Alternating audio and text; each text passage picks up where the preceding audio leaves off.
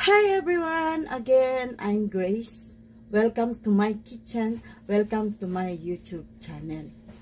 Kung ngayon ka lang makakapanood ng aking video guys, please don't forget to subscribe and click the button para naman maging aware ka at mapapanood mo lahat ng i-upload kong videos dito sa aking channel.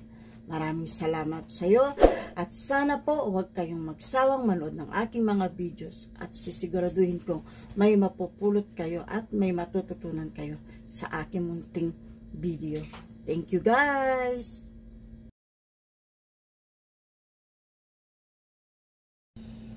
Ayan po guys, hinanda ko na ang omok. Ganito po ang itsura niya. Ngayon, hihiwain natin siya. Nasa atin po kung anong klaseng hiwa ang gusto natin. Ganito siya. Tapos, pwede natin siyang gawing 1, 2, 3, 4, 5. So, ganito po ang aking pagkahiwa. Ngayon, gusto natin magkaroon ng ibang design. Ganito naman.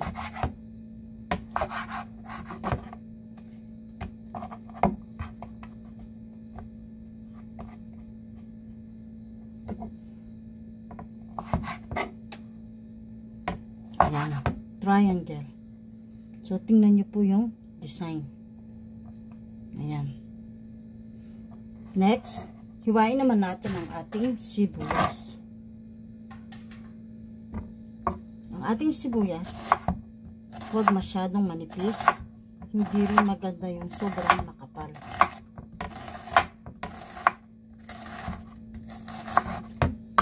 So, ayan. Tabi po natin ito.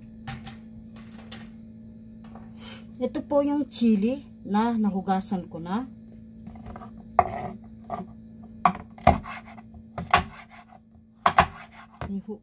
Hiwain ko lahat ito guys. Ayan po. Ngayon, babanlawan natin ito. Nilagyan ko ng tubig. Tapos, tatanggalin natin dito para yung seeds maalis. Kasi maruming tingnan kapag nagluto tayo. Nice. Ayan po, naka-slice na lahat. So, ito naman ang isusunod natin. Gagawa tayo ng chili oil. Ayan po, kailangan natin ihanda ang ating fry pan. Ayan. Kailangan natin buksan ang ating gas range sa mahinang apoy. So, ngayon, kapag mainit na siya, maglalagay tayo ng 3 tablespoon na vegetable oil. So, hayaan lang natin siyang uminit.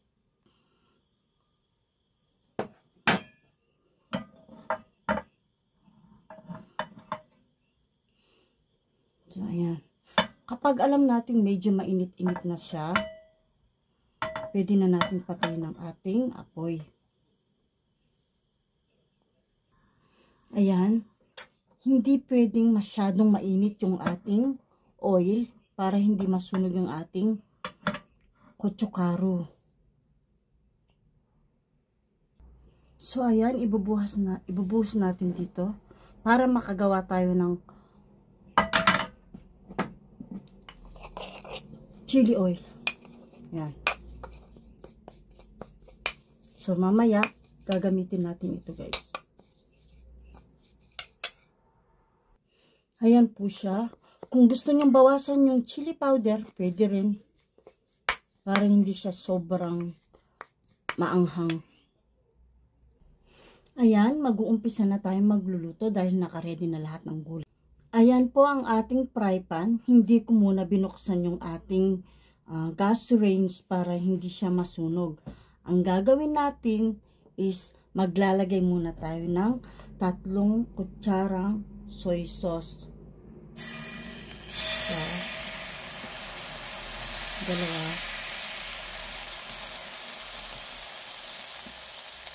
Tatlo. Mainit kasi yung fry pan kanina guys, pero nakapatay na yung gas range. Tapos maglalagay tayo ng mirin. Dalawa. Ayan. Tapos maglalagay din tayo ng isang kutsarang garlic. Ayan po. Tapos maglalagay din tayo ng white sugar. 1 tablespoon. Ayan.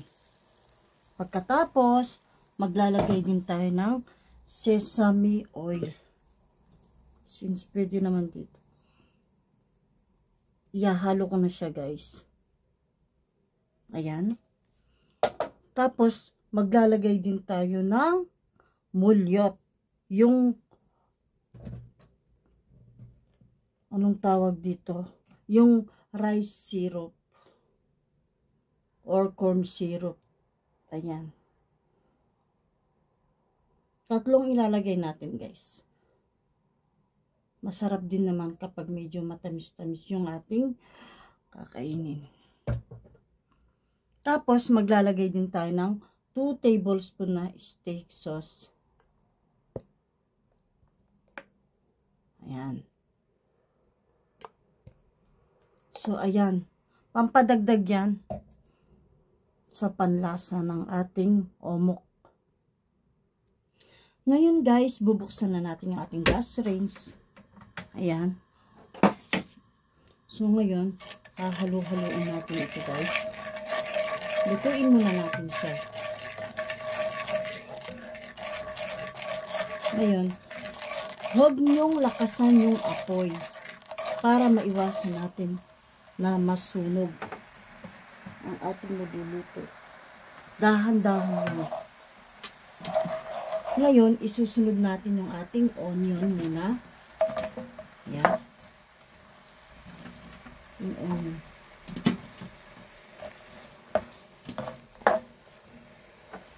Huwag naman masyado mahina ang apoy. Pagkatapos, isusunod natin sumanay. Ayan. So, pag halu-haluin natin yan, guys. Ayan. Kapag naihalo na natin siya, pwede na natin ilagay ang ating omok. Ayan. Ganyan siya. So, ganito ang gagawin natin. Para sure na mahalo siya lahat. Ayan. Kapag alam natin na buti na siya, pwede na natin isunod ang ating gochujang o chili oil. So, ayan. Halo-haloin natin ng ilang minuto. Ayan, ilalagay ko na yung ating chili. So, ang ganda ng kulay.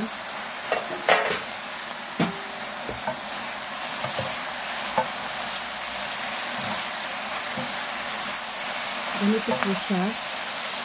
Isusunod naman natin yung ating chili oil na ginawa kanina. Ito po siya. So, ayan na po. Halo-haloin natin. Ganyan lang po kasimple ang ating omok kokum. Stir-fried fish steak. So, ayan.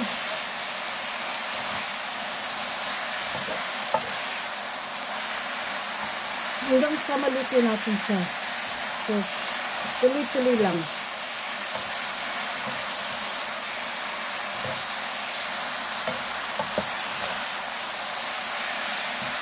Ganito po ang itsura niya. Anong masasabi nyo sa aking niluto today para sa inyo? Diba napakasarap? Napakaganda ng kulay. Subukan nyo gawin ito sa inyong bahay dahil napakadali niya. Pagkatapos, papatayin na natin yung ating apoy. Pwede na tayo maglagay ng sesame seed. Ganun lang po kasimple. Ayan, sesame seed. Ayan po ang ating omok kokum. Ayan po ang ating omok kokum na ginawa. Napaka-chewy niyan at napakasarap. Gayahin nyo na guys. Ayan po. Ayan po, nakatapos na naman tayo ng isang recipe. Omok po kumpap, stir fried fish cake. Sana po nagustuhan ninyo yung ating video. Maraming salamat po sa inyong panonood. At sa mga hindi pa nakasubaybay at hindi pa nakakapanood ng aking mga video, at kung nanonood ka ngayon, sana po i-subscribe and click the button para naman po maipakita ko sa inyo yung aking mga bagong i-upload na video. Thank you po at sana wag po kayong magsawa. God bless you po and smile palagi. Oh yeah!